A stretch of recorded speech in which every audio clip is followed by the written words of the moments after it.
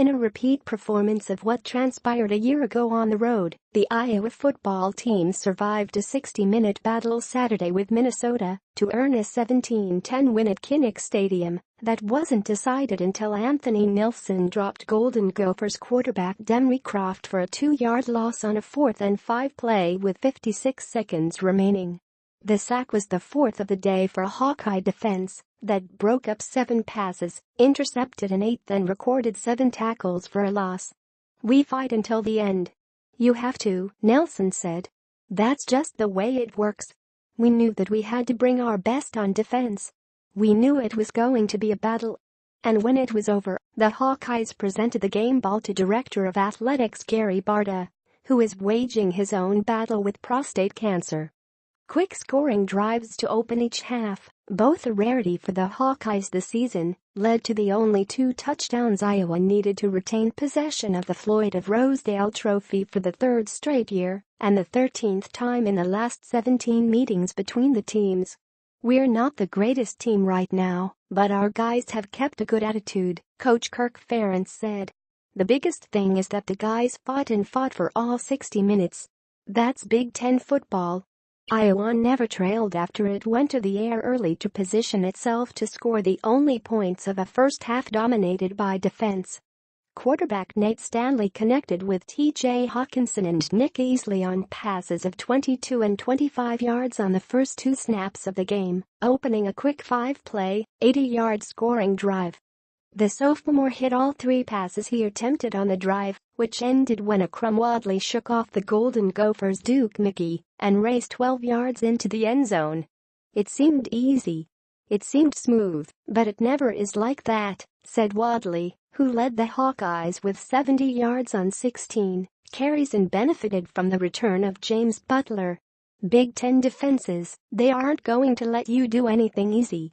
The touchdown was the first points Iowa had scored on its opening possession in 8 games this season, and after it, the Hawkeyes failed to gain a first down on their next 5 possessions. But they weren't alone. Croft, a sophomore making his second start at quarterback for Minnesota, hit on just 9 of 29 pass attempts in an outing that saw the Golden Gophers turned away in 2 early scoring opportunities. Minnesota marched 68 yards on 15 plays midway through the first quarter before Croft overthrew 6'10" tight end Nate Wozniak in the end zone on a 4th and 1 play from the Iowa 7-yard line. Croft ran the 4th down play after the spot of an initial ruling on the field was overturned by video replay, leaving the Golden Gophers inches short of a 1st and goal situation. Stanley was intercepted by Jacob Huff on the next play, and after taking over at the Iowa 48-yard line, Minnesota moved to the 14, where Croft threw a pick at the goal line. Josh Jackson tipped a ball that was intercepted by Jake Jervis with 36 seconds remaining in the first quarter, and the last time the Golden Gophers found themselves inside the Iowa 40-yard line until Croft gained 7 yards on a carry with just over 3 minutes to go in the third quarter. "Those stops were huge," Jervis said. "Anytime we can get off the field without giving up points, we're doing our job.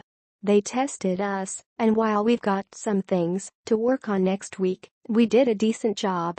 By then, the Hawkeyes had opened a 14-0 advantage that Minnesota struggled to dent. Iowa's second touchdown came on the Hawkeyes' opening drive of the second half, just the second time this season Iowa has mustered any points on its initial drive of the third quarter. After hitting Matt VanBerg with an 11-yard strike on a 3rd and 10 play to keep the drive alive, Stanley hit Noah Fant in stride for a 45-yard touchdown that doubled the Hawkeyes' halftime lead 4 minutes into the third quarter. "He put so much air under that ball, all I had to do was wait for it to come down," Fant said. "It was a great throw, and it gave me enough room to run and finish it off. We wanted to come out and get things going to start the half. We knew we had to score more." The Golden Gophers pulled within 14-7 on the second play of the fourth quarter. Toby McCrary did a somersault over the top of the Hawkeye defense for a 1-yard score with 14:37 remaining in the game to finish off an 8-play drive.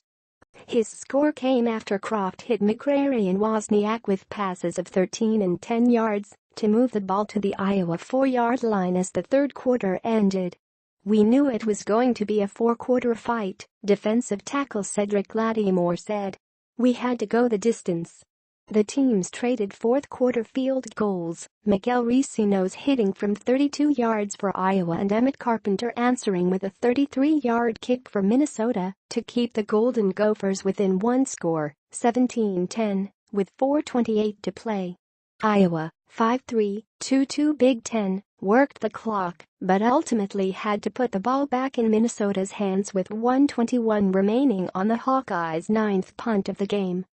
Croft threw incompletions on both sides of a 5-yard scramble before Nilsson ended any hopes the Golden Gophers, 4-4, 1-3, had of winning at Iowa for the first time since 1999.